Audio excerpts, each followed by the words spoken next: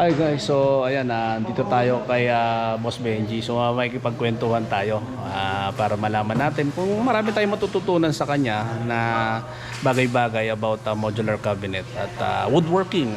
Basically woodworking naman ito. So yung mga bagay-bagay na masarap na mapag-usapan. So ayun, short kwentuhan lang ito. So ayan, makipag-usap tayo dito kay Boss Benji. Kung mahirap pagka ganyan, didikit mo, lalo kung mahaba, gugulong-gulong eh. Mahirap. So, ito, yan. pwede mo siya idikit. Wow. Tapos pwede mo siyang displayan. Wow. Alright. Ganda. Tapos na. Ayun guys, dito tayo binisita natin yung masasabi nating master of modular ito dahil in 35 years of experience nagkaroon tayo opportunity bumisita kay Boss Benji. Siya yung mga nagtuturo Ayan, yan. sa mga modular cabinet and woodworking of course. Kaya laminate. Nabibilad na arawan to. Nakakapit pa rin. Dahil dun sa Yung pandikit na yun. natin. Alright. Ikaw ang distributor nun, boss, no? Oo. Alright. So ayun guys, dito tayo sa area kung saan nagla-laminate dito, no, si Benji Inocencio, no. So meron siyang, actually siya distributor nitong Nanpao para doon sa pag spray at may mga spray gun. Yung regular na spray gun ginagamit na yan. So ito yung setup niya guys. So nag-sample kami ng laminate. So nag-spray kami pati itong board at pati itong edge band. So kakabit namin to guys. So, pagka kinakabit siya, kahit maliit lang, kapaan, ganyan. Naglagay ka ng allowance yan, no? Tapos makakapama yung susunod. Okay. Tsaka may lalapad. Alright. So, ito wala pang 5 minutes. Dikit na. No? Oo. So yan. For sure, halos parang hindi mo tiningnan pero parang clearance pumareho na eh, no? So, ito Sobrang wala pang gamay na 5 to minutes ni Boss Benji. Oh. Pero kayang Oo nga. Oh. So iba talaga yung Nanpao na contact adhesive na ginagamit dito. Nakakabili niyan sa amin. Ayan.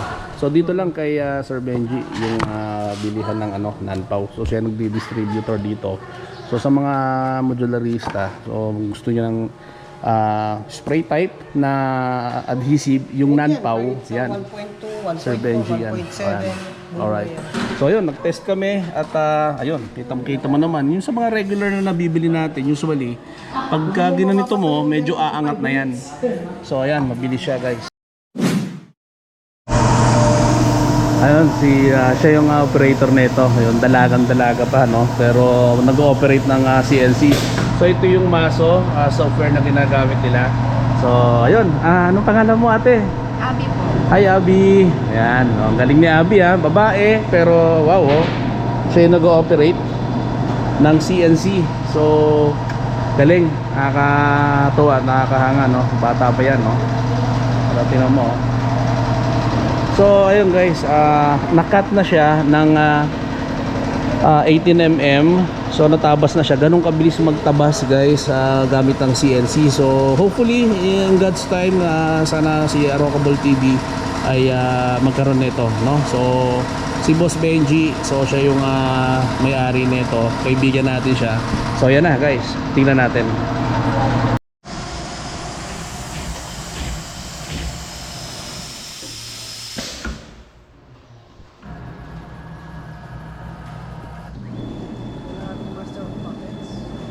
Master of Puppets, yes. Ito na nga guys at nagsimula na ang operation, ano. So ayan, kung nakikita natin ay nagpapalit ng bit itong CNC. So nagamit niya kanina yung bit na yon na pambutas doon sa part ng board at ngayon ay kakailanganin naman niya ng isa pang bit para mabutas naman yung parte nitong board na kakailanganin doon sa pagbuo ng modular cabinet. So ayun guys, so automatic siyang nagpapalit ng talim.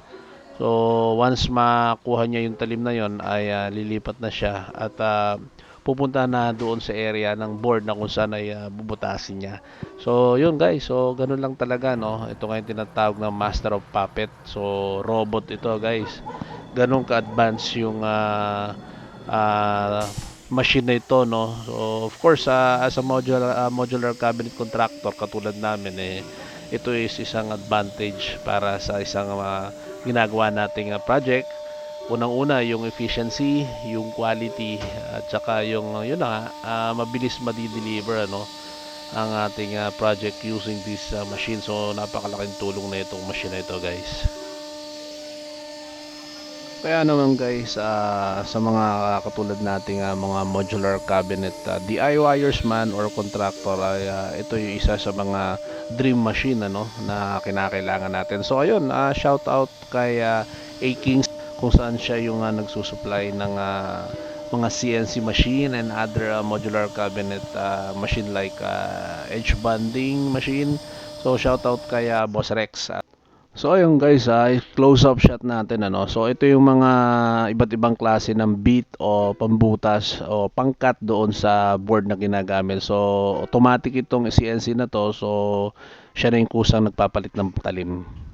At ito na nga guys, ito yung finish product, ano. So ito yung resulta nung pagkat ng CNC, no. So grabe ang bilis ng pagtabas, ano, compared sa mga table saw.